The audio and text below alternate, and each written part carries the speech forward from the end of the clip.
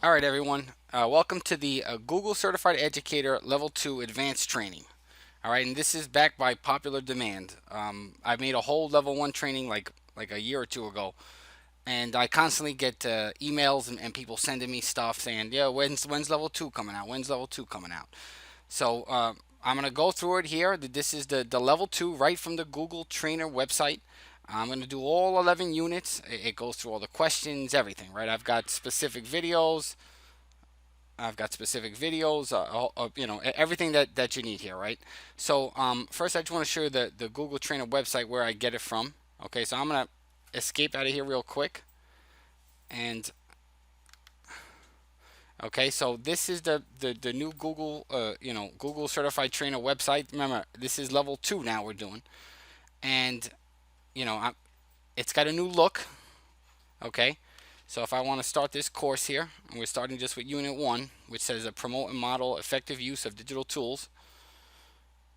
Now you're going to see that my course is mirrors this whole training. I just really just take everything here and just kind of do the work for you. Um, for example, you'll see these tasks. I make specific videos where they're clipped, and you'll find them all in the YouTube channel. I also have here, if you go here to my Teachers Pay Teachers store, I also you can get this whole Google Slides presentation if you want by buying it in the Teachers Pay Teachers store. But if you don't want to spend the money, that's fine because I'm gonna do all I'll do everything. I'll do all 11 units. So if you don't want to wait, or if you feel like you just want to have the PowerPoint, in your own download, then buy it. But you don't have to buy it because I'm gonna do it all anyways, and you'll be able to get it for free. Um, okay, so this is where we were, and start this presentation again. And it's up to 11 units. The last time I did it was only 10 units, and now it's up to 11 units. They added a student agency as the new one. So I'll give this a second to load here. And the course itself, right? So if you look at the presentation, it's over, I think, 500 slides. So it might take some time to load. So we're going to start right here today with Unit 1. And I'm going to do promote and model effective use of digital tools.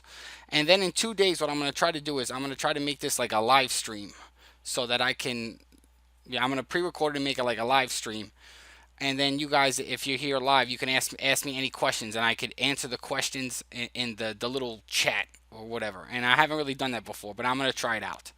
So we're starting with Unit 1, promote and model effective use of digital tools. And Unit 1 is broken down to two sections. Okay, first up is the set up mentorship and support process to guide other teachers. Okay, because now you're level 2. Okay, so now you've already established yourself by passing the level 1, getting that level 1 cert, and now you're on to level 2, and you're more in the leadership role. And the second section is creating and curating online resources. Okay, so here's the task list. So you have to be able to label your blogger post, set up YouTube channels, get started with YouTube Live. Um, you would just I have this in the slides presentation on the what do you call it, on the Teachers Pay Teachers. So you would just click it here, and it will take you to a video that I made. However, I have a playlist that this is going to be in as well, and you can get these right from the playlist. It's just a little bit not as organized. So let me go here, right? So it says get started with YouTube Live, understand YouTube channels, blogger posts, insert docs, slides, and themes. So all these I'm going to go over. Okay, so now we're getting to it. So setting up mentorships and support processes to guide.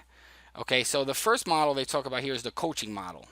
And basically that's where teachers work one-on-one with colleagues. So that's a coaching model, like a one-on-one approach. And it's for lesson planning, technology skill building. You can do demo lessons or have the teachers do demo lessons. Now, large group workshops you can do for an entire school, okay, if you want to. The next model is the trainer of trainers model, okay. So here, selected teachers receive specialized training with the expectation that they're going to train fellow colleagues. So the school will select a small group of teachers, have them get specialized training, and then they train their colleagues. Whereas again with the coaching model, Teachers just work one-on-one with their colleagues for lesson planning's technology skills. And lastly, down here is what's called the early adopters model. Okay, early adopters are the first educators to become comfortable with Google, and I wouldn't even consider myself an early adapter, adopter, whatever, of technology. So those are your Google enthusiasts of the school. If you're watching this video here with me, consider yourself probably an early adopter or a Google enthusiast. And in this model, you just share basic practices. So maybe you pick up some cool extensions. Like a lot of people always talk to me about extensions. Like there's like everybody's using Google Meet now because of this whole virtual learning and coronavirus thing. So you've got like Google Meet, mute all. You've got an attendance checker for Google Meet. And the early adopters, what they do, they're the educators that sort of like spread the word. Now, it says making it work. Okay, so how do you make it work? Okay, so how do we make these models work? Well, you have a designated time for teachers to collaborate. So schools need to form uh, what's called like a technology committee, and they give teachers a voice. Okay, now if even if teachers have a voice, they have to have time to sort of share that voice with their colleagues. What's called technology coaches meet with teachers first, and they get ideas of the actual lessons, and they slowly integrate technology into the individual lessons. So the tech coaches, they meet with the teacher, they get some ideas, and then they sort of talk to them one on one about what they can do with their individual lessons, and how to make it better. Okay, so if you're at a school that has tech coaches, they should be, and a lot of times they get lazy, they don't show up. They should be, looking over your lesson plan, seeing how they could help. Tech coaches should work with school administrators also and help them see how to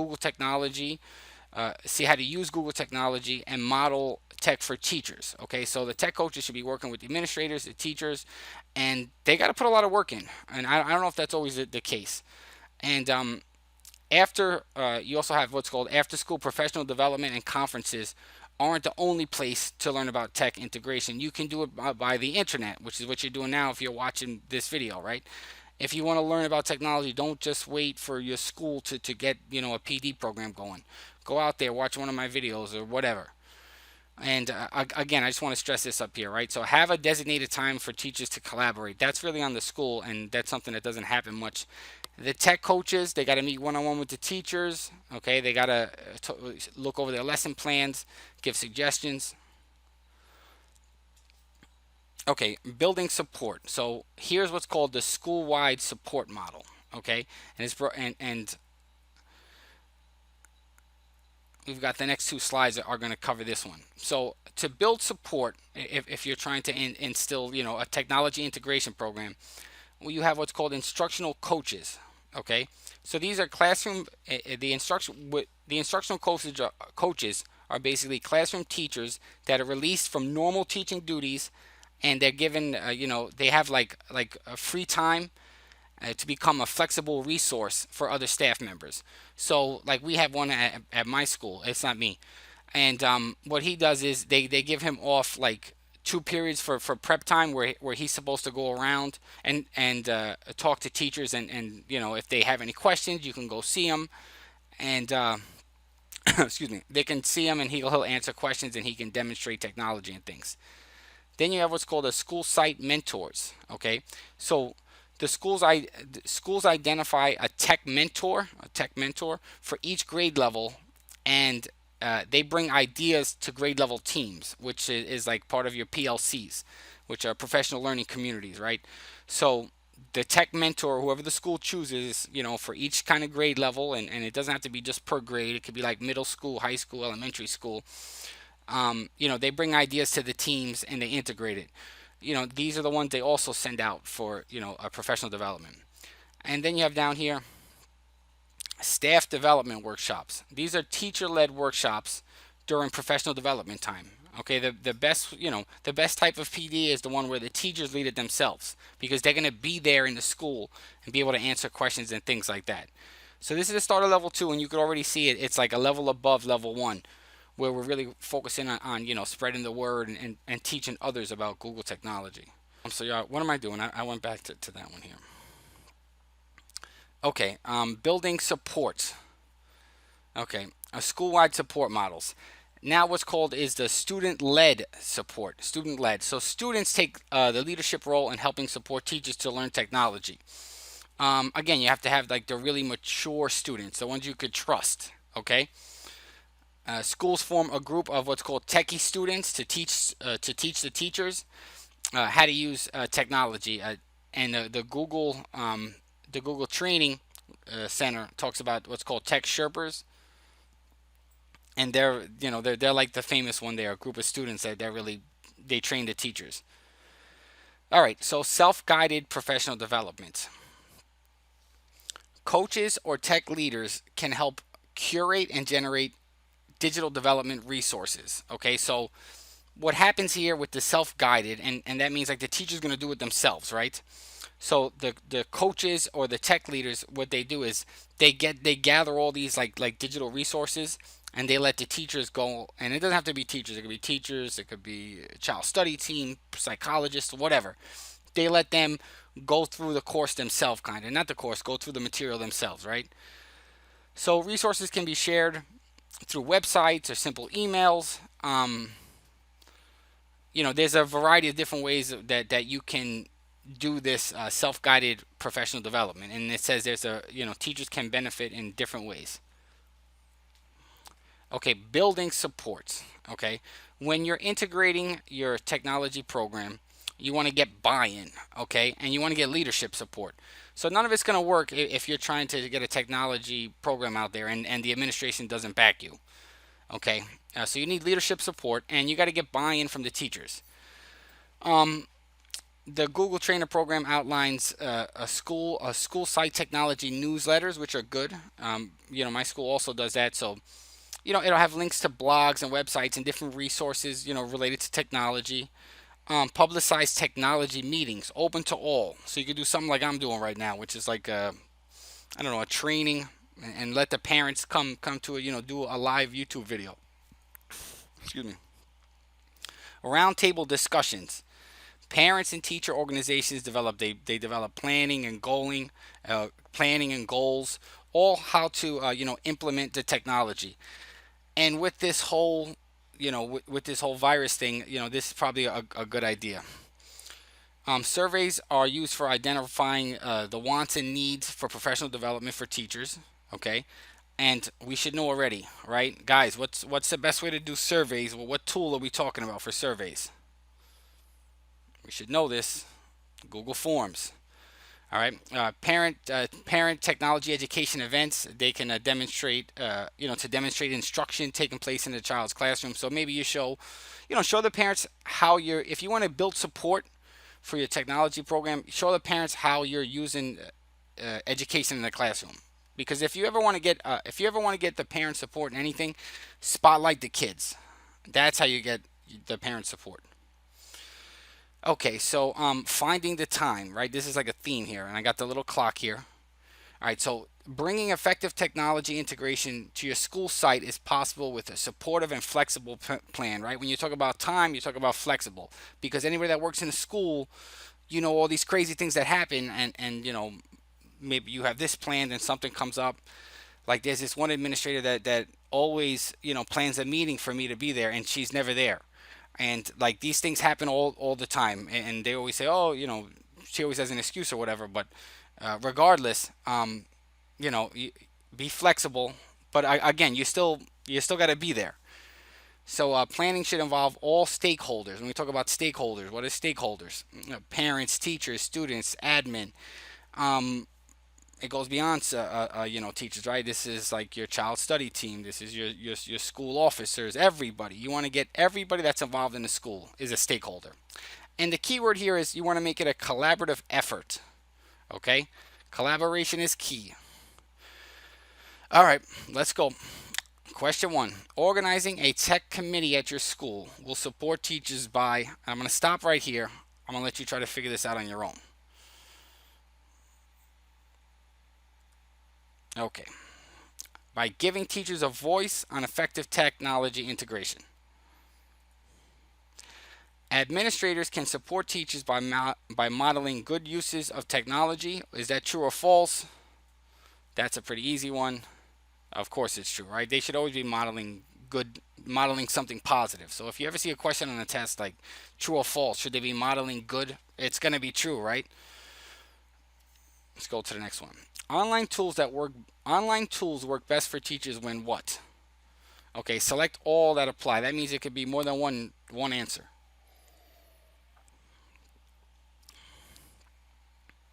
When they have a mentor working with them, when they have access to quality digital resources.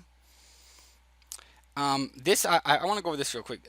They are required and assessed. When you see words like required, that could sometimes be like a disqualifier. Okay, and all teachers already know how to use tools. Come on, that's not going to be the answer.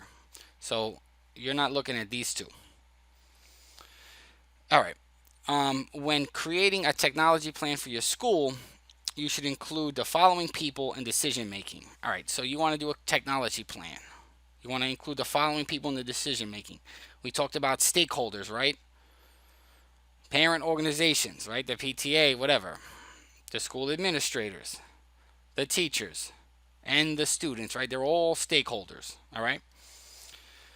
Okay, so that was the first section.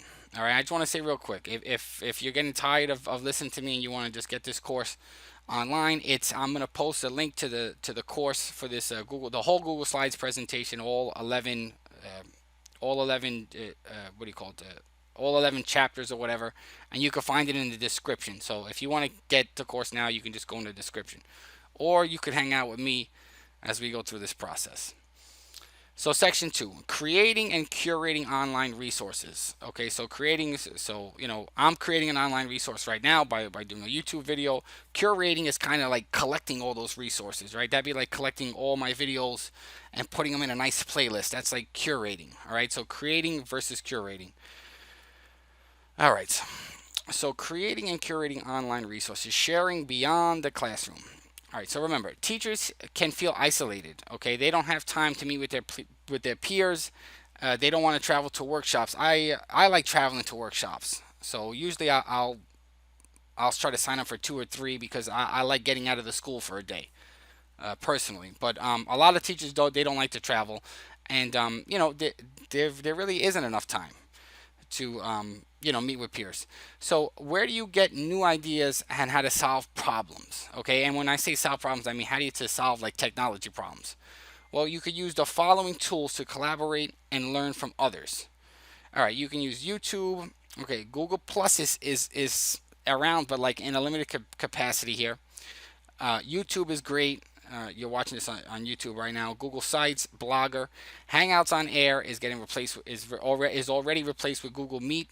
Okay, I just did an updated Google Meet playlist for this school year. I just did an updated Google Meet lesson, and it's gonna be it's already posted, so it goes over everything. It goes all 20 tasks for Google Meet. So if you want to learn about Google Meet, it's going to be in this playlist as well, and shared folders in Drive. Okay, which is a great way to share information. Although Google Classroom, if you want to do a good PD session, and you're again, this is level 2, so eventually you're going to start training teachers. One of the best ways to do it is to create a Google Classroom for your professional development day, and then you could share resources and ask questions and things like that. So you can use these tools anytime to connect, learn skills, and collaborate. All right, so connecting with your colleagues. So your collaborative learning environment with colleagues should be a place to do the following things. So what should a collaborative learning environment, what should be going on? So you should find curated content and build lessons, post ideas, questions, and resources to connect with colleagues, share best practices, share documents, post tutorials, all of these, right? Okay. And for me, the most important thing is sharing documents. Okay. But again, they're all important here, all 5 of them. So, how can you become a leader with your PLN, right? So, personal learning network. Okay, you could do what I do here. You can create YouTube channels. Okay, create and curate. You can create a YouTube channel, or you can curate video libraries and kind of share lessons. Okay, so consider curating and sharing a playlist. Post how-to videos for tech skills If you want to know how I do this, how I'm, what do you call it? How I'm recording the screen here. I use a Screencast-O-Matic. I have a link down below. I'll put that as well if you want to do screencast or whatever. But I like Screencast-O-Matic. But there's free ones you can get too. The Screencast-O-Matic you got to pay for. But so it's up to you, whatever you want to do here. So post how-to videos on tech skills, funny videos for brain breaks you can find on YouTube. Because every once in a while you got to give the kids a break. So like the best teachers and my favorite teachers were always the funny ones that would be able to tell some jokes or something like that in the middle of the class. And it really makes a difference, and it makes you, it keeps you engaged, let's say. So YouTube Live, all right. So it says invite up to 25 guests to participate. That number I'm pretty sure has changed. I'm gonna post that below. Okay. So and this is different too because it depends if what your school account has. All right. So if you're using a G Suite for Education and you're using your school YouTube Live, sometimes they don't have it enabled. All right. So connecting with colleagues. So Google Drive, right? So how do you connect with colleagues? So we're going to talk about these different Google tools. So Google Drive, so you can share, copy, edit, and pass on. Okay, so you create these shared folders for different departments or for different grade level teams, PLCs. And what you do is you enable colleagues to efficiently pass content in an organized manner, and you can avoid all those email attachments and things like that. So you create a nice shared folder, and you can put all the documents in there, and you just share it with, you can create an email list or something like that, your Google group, and share it with them. And then you don't have to worry about all attaching all these things in an email. And I think it's much more organized using a shared folder. So um, Google Sites PD it says here. So you can create organized method for packaging workshops and professional development using Google Sites. All right, I think Google Sites comes up in chapter 4. Sorry, unit 4, and in that unit we'll get into a lot of details about Google Sites. But so what Google Sites, what you can do if you want to have like professional development on Google Sites, you can hold links to instructional content. So I can create a Google site, let's say, for a Google Educator, level 2 training, and I can have a link to this video in the site and a link to that video on the site, and it could also be very organized. A Google Blogger PD. All right, this is an online journal. Okay, and you can easily search different topics by tagging specific topics. All right, so I have a blogger video also, and we're going to get to the blogger section, and I'll show you how to tag specific topics. And you know it is an online journal, but what's good with blogger, I'm just going to say this right now, is that it's a good way to sort of keep student work in like a chronological manner where they can, like, if you want to do like exit tickets, which I've done before using Blogger, is a good idea. And then they can go back and they can look at all these things that from the beginning of the year all the way up to most recent posts and how they responded to different teacher questions. So blogs actually enable you to share posts, and you can embed Google tools, images, videos, and links to share information. And Google Blogger doesn't get much attention for some reason, but there's a lot you can do with it. All right. So professional development on your time. This right now is probably your time, right? Because if you're watching this video, you're not really watching it at school. You're not watching it on work time. So quality digital tools to package and share resources can be an effective mode of professional development. Okay. So again, we go back to the blogger, right? So you could share a weekly blog, and you can post quick tutorials. You can post links to new apps. You can post web tools, new lessons, and share this with your teacher. Again, right, this is level 2, so we're at the next level now, where it's a leadership role, and we're trying to get everybody else on board in the school. And if you're here watching this and you're taking the level 2 test, you're probably going to want to go on and become a certified trainer, because once you pass level 1 and level 2, and if you do both of them, you're probably going to want to go on to the next one, which is just natural, and you're going to want to be a certified trainer. So when you go on to become a certified trainer, they're gonna ask you for some like documents and resources to prove that you've done something in your school in a leadership role. So it's good to start thinking about this now if you want to be a certified trainer. And you can always ask me questions underneath this video about certified trainer, and I'll try to answer it. Shared folder. Okay, so to save time. Okay, so shared folders are used to save time, and they allow staff to pass lessons and documents and ideas back and forth, and it doesn't have to be a single email attachment. So I'm kind of reiterating stuff I did, but it's those are the important parts because it's going to go to the questions that they ask us at the end of this section. So the shared setting permission is important because it helps you determine sharing content of all documents within that folder. Okay, so if you do the shared setting permissions for a folder, okay, then that's going to affect the sharing content of all the documents within that folder. So if you put, can edit, then all, on the folder, then all the documents within that folder are can edit. If you put only can view, then, all those documents are only can view, right? So I'm going to say this one more time here, right? The shared setting permissions, what do? They determine, the sharing content of all documents within a folder. That's very important. All right, so let's do these questions here. How can a teacher easily curate their favorite videos? So we're talking about videos. Take a look here. What should the answer be? Right, very easy. The YouTube one. Okay, YouTube videos playlist. Right, you want to. What did I say? Curate means that means to collect. Videos. So you want to. How do you curate videos? You collect them and you create a playlist. Now, if you go to the beginning, I have a video on creating a playlist, and I have a quick link. I'm not going to go all the way back to it, but it was there early, and if you would click on that, if you have if you have this slides presentation, it'll show you exactly how to create a playlist and curate videos. Or you can go within my YouTube channel and you can search for it or find it, because whatever here, whatever task I have here, I've made a video for, and I've done a step-by-step process. Okay, so Google Hangouts on air. We know that they're getting rid of them, but it's still part of the Google Trainer thing, until it changes. So what about Google Hangouts on air, right? They're saved on the creator's YouTube channel. Okay, tagging blog posts help when searching a blog for specific content. Is that true? Yes, it is, right? So you tag a blog post, and then what it does is, it helps you search because the tag is like a label kind of. But they also have labels there. It's something else.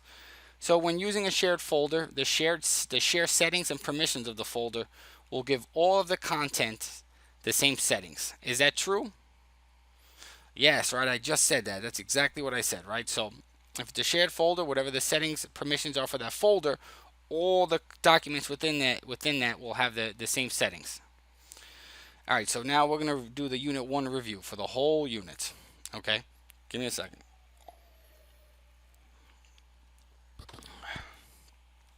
Okay, so your principal has asked you to share tips to improve collaboration with students and teachers at the next faculty meeting. Okay, you could share what? Select all that apply. I'll give you a second. Let's get to it. You can share how to create a newsletter using Blogger, a YouTube playlist video of tutorials for creating a Google Sites, and I'm just going to go back real quick. How to use specific naming conventions. That's not really important. And how to search for advanced lessons on google.com. That doesn't make sense. And google.com is just the search anyway. Look, I gave this answer away. Well, I gave part of it away. Okay, so teachers in your school have complained about a one-size-fits-all model of training that has been used in your district for years. They would like you to personalize the professional learning that goes on in school. Which of the following models provides the most relevant and timely support to teachers on an individual basis when they need it? So, instructional coaches, school site mentors. Again, right, we said the instructional coaches, they do the one-on-one. They work with you individually, and the school site mentors, they're kind of in charge of like a grade level, the school site mentor. And, they go out, they get PD, and they kind of, transfer what they learned to the other teachers. And the instructional coaches are good, if they're working hard.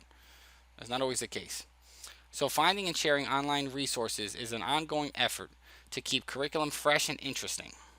YouTube is a great option for finding new content, but some educators worry about searching for videos during class because it wastes time and inappropriate content might show up. That does happen.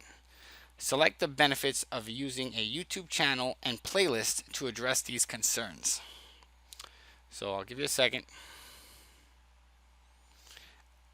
You can pause it, and here are your answers. Okay, so playlists allow you to organize pre-selected videos so you don't waste time searching for them. Okay, time is valuable. You know, if you're big on instruction. One second. What? Yeah, that's my friend. All right, so all right, next one. Okay, YouTube channels allow you to organize and share your playlist with students, parents, and other teachers as well. So when I say YouTube channels, you have, listen, to create playlists and things like that, you have to create a YouTube channel. Just because you have a YouTube channel doesn't mean that you're like me putting videos out there. And I don't think everybody really gets that. So if you just want to, save a video and create a playlist, you still have to create a YouTube channel. That doesn't mean you have to put content out and create videos like me and put yourself, out on the web. But, a part of the steps of creating a playlist means you have to already create a YouTube channel. Okay, the primary reason is a good idea to use YouTube Live versus Google Hangouts for professional development is what? And I'm using YouTube Live. YouTube Live is recorded and can be shared on YouTube. Okay, all right, level 2. I'm going to stop right here. We're gonna finish up level 1. I'm gonna go back and I'm gonna do a quick. Sorry, what am I doing here? I'm going to do a quick review here again of level 1. Sorry, of unit 1. So, because I feel like I didn't explain the first section well. So,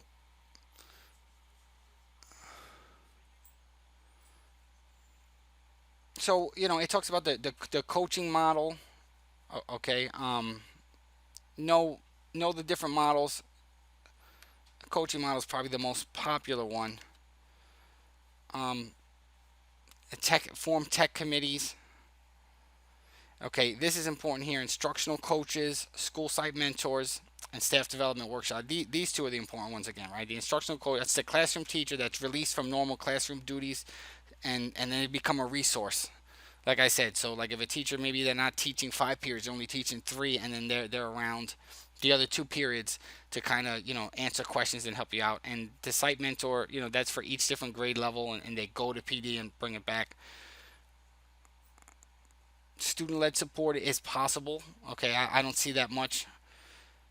Self-guided professional development is good. You can have the instructional coaches and tech leaders. They just curate some resources for you.